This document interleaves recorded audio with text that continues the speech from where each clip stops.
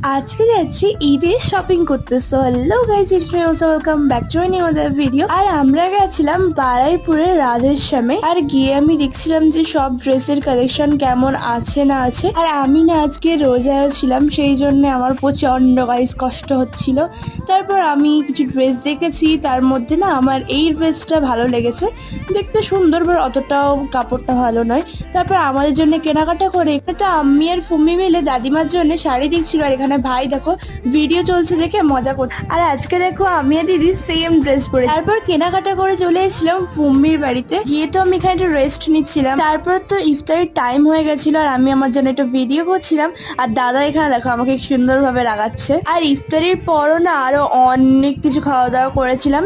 আর এই তো আজকে শপিং এইগুলো, এখনো না কিছু কেনাকাটা বাকি আছে। সো ঈদ শপিং ব্লগ তো আরো আসবে আর ঈদ ব্লগও আসবে। তার জন্য আমার চ্যানেলটা সাবস্ক্রাইব করে আমার পাশে থাকবো। আজকে ভিডিওটা বাই।